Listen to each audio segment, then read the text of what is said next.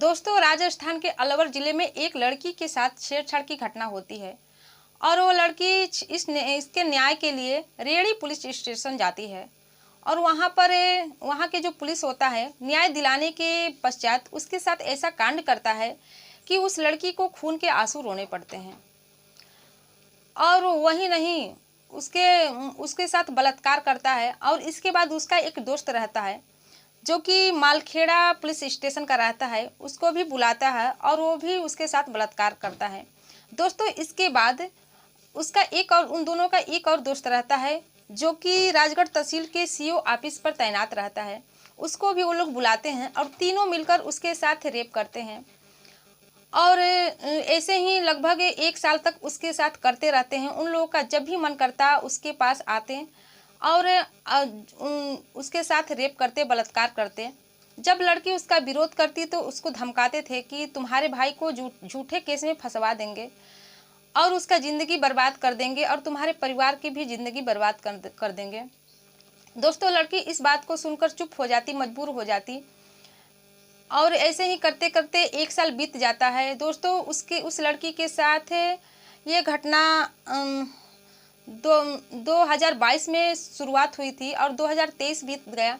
और जब 2024 में जब ये लड़की इस घटना से परेशान होकर वहाँ के पुलिस अधीक्षक आनंद शर्मा के पास पहुँचती है, अपने माँ के साथ जाती है और उनको सारी बात बताती है, पूरी घटना के बारे में बताती है, तो आनंद शर्मा के पैरों तले ज़मीन खिसक जाते हैं।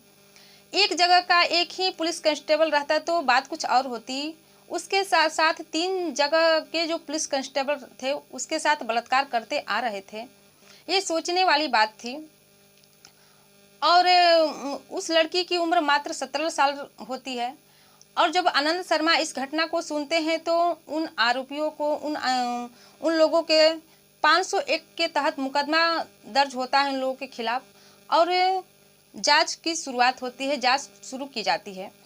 दोस्तों, यहाँ पर सवाल यह आता है कि आखिर विश्वास करें तो किस पर करें। आज की कहानी सेम है, कुछ इसी तरह की है और इसमें फ़र्क बस इतना है कि जो पुलिस यहाँ पर पुलिस की जगह अध्यापकों ने ले रखी है। तो दोस्तों, इस घटना की पूरी जानकारी के लिए वीडियो में लास्ट तक बने रहें। तो दोस्तों नमस्कार, मैं हूँ ज्योति कुशवाहा और आपका ज्योति वॉइस चैनल में तहे दिल से स्वागत है।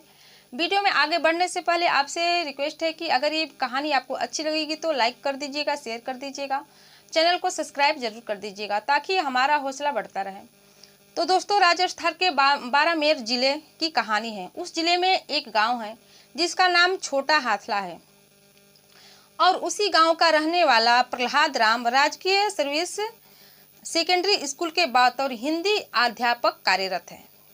और उन्हीं की क्लास की एक छात्रा है जो कि 11वीं की छात्रा है और उसकी उम्र मात्र 17 साल है। उससे वो एक तरफा प्यार करता था, उसको परेशान करता था। लड़की की ये बात अच्छी नहीं लगती थी और जब वो ऐसे ही चलता रहता है, फिर वो कुछ दिन बाद उससे बहकी बहकी बातें करने लगता है। लड़की के सब बात बिल्कुल भी अच्छी नहीं लग रही थी, लेकिन वो करे तो क्या करे, अपने ही गुरु की शिकायत किससे करे। लेकिन जब बात हद से ज़्यादा बढ़ जाती है तो वो अपने परिवार वालों को इसके बारे में बताती है। उसके परिवार वाले जब इस बात को सुनते हैं तो आग बबूला हो जाते हैं और सोचते हैं कि चलो गांव का ही अध्यापक है, उसको समझा बुझा देंगे, पढ़ा लिखा ही है, समझ जाएगा, समझदार है, ऐसे ही करके। लेकिन दोस्तों, उसके घर वाले बहुत ही बड़ी गलती करते हैं। शायद उसी दिन एफआईआर दर्ज करा देते तो बात इतनी आगे बढ़ती ही नहीं। फिर गांव में सरपंच को बुलाया जाता है, बैठक की जाती है और वहां पर उस टीचर को बुलाया जाता है, उसको समझा बुझा दिया जाता है कि ऐसा काम मत करो। लेकिन उन लोग के क्या पता रहता है कि इसके मन में कुछ और ही चल रहा है। फिर उसके बाद ऐसे ही कुछ दिन बीत जाता है। फिर 20 जनवरी की रात जो रहती है और उसके जो लड़की के घर वाले रहते हैं किसी शादी समारोह में गए होते हैं और लड़की जब उसको प्रहलाद राम को इस बात की पता चलती है तो रात को 12 बजे उसके घर चला जाता है। अब जो वहाँ जाता है तो उसकी दादी, एक छोटा भाई और वो लड़की सोए रहते हैं, लेकिन ठंड के कारण सभी अपने अपने कमरे में रजाई उठकर सोए रहते हैं। प्रहलाद राम जो रहता है उस लड़की के पास जाता है और उसको अलग अलग जगह पर छूने लगता है। जब उस लड़की की आंख खुलती है तो इसका विरोध करती है, चिल्लाने के लिए मुंह खोलती है, लेकिन प्रहलाद राम जो रहता है वो उसके साथ गलत संबंध बनाता है और फिर लड़की चिल्लाने लगती है, कहती है कि सबको बता देंगे। फिर वो जो प्रहलाद राम रहता है उसका मुंह को अपने हाथ से दबा देता है और उसका गला दबाने लगता है। फिर वो लड़की मर जाती है। जब वो लड़की मर जाती है तो सबूत मिटाने के लिए उसकी जो लाश रहती है वो उसी के पानी टंकी में डाल देता है और फिर फरार हो जाता है। दोस्तों, जब सुबह होती है तो उसके परिवार के लोग वहां आते हैं और अपनी लड़की की तलाशने लगते हैं, खोजने लगते हैं। फिर खोजते खोजते उन लोग की उसकी लाश पानी टंकी में मिलती है। तो लोग जान जाते हैं कि इस घटना का अंजाम वहीं दिया होगा और कोई किसी ने नहीं दिया। तो दोस्तों, इसी तरह की एक और घटना है जो कि राजस्थान के बारां जिले की घटना है। दोस्तों, एक मैथ का जो टीचर रहता है और एक छात्रा रहती है जो कि पढ़ने में काफ़ी होशियार और तेज रहती है। वो साइंस साइड से पढ़ रही होती है और उसका मैथ जो रहता है बहुत ही तेज रहता है। इसलिए जो मैथ का टीचर रहते हैं उसके लिए एक्स्ट्रा क्लास लेते हैं। और दोस्तों, 12 जनवरी का दिन रहता है, उसको एक्स्ट्रा क्लास लेने के लिए स्कूल में रोक देते हैं। लड़की अपनी मैथ का पढ़ाई करने के लिए बैठ जाती है। तब वो मैथ का जो छात्र रहते हैं उस पर गलत निगाहों से देखने लगते हैं, उससे बहकी बहकी बातें करने लगते हैं। पहले तो लड़की को कुछ समझ में नहीं आता है। इसके बाद उसकी नीयत को जान जाती है तो अपना बैग उठाकर घर जाने के लिए तैयार हो जाती है। इसके बाद जो टीचर रहता है वो उस लड़की को प्रशंसा करने लगते हैं, उसकी बड़ाई करने लगते हैं और अपने बाहों में भरने लगता है। फिर वो लड़की किसी तरह छुड़ाकर अपने घर चली जाती है। दोस्तों, जब अपने वो घर जाती है तो वहाँ पर वो घर तो चली जाती है लेकिन उसके दिमाग में जो उसके साथ घटना हुई थी उसके दिमाग में ये सब बातें घूम रही थी।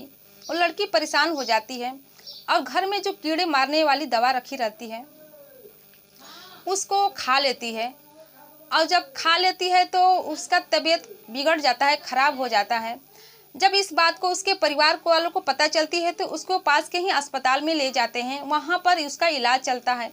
तो डॉक्टर जब बता देते हैं कि जहर खाई है, कीटनाशक दवा खाई है, तो उसके परिवार के लोग इस बात को सुनकर बहुत ही अचंभित हो जाते हैं। फिर जब लड़की की हालत में सुधार आती है तो उससे पूछा जाता है कि आखिर तुमने ऐसा क्यों किया। तो लड़की बताती है कि मेरे साथ मेरे मैथ के टीचर ने ऐसी गंदी हरकत की है। तो दोस्तों, उस मैथ के टीचर जो रहता है उस पर एफआईआर दर्ज किया जाता है और वो पकड़ा जाता है। तो दोस्तों, भरोसा किस पर किया जाए? पुलिस का भी यही काम है, चाहे पुलिस हो, चाहे टीचर हो, चाहे डॉक्टर हो, सबका तो यही हाल है। और मैं ये नहीं कहती कि ये बस राजस्थान के ज़िले में ही हो रही, राजस्थान में ही हो रही है, बल्कि ये घटना हर जगह, हर शहर में हो रहा है। तो दोस्तों, इस घटनाक्रम सुनाने का उद्देश्य आपको परेशान करना, दुखी करना नहीं था, बल्कि सावधान करना था, जागरूक करना था कि आप भी सावधान हो जाइए और अपना और अपने परिवार का ख्याल रखिए।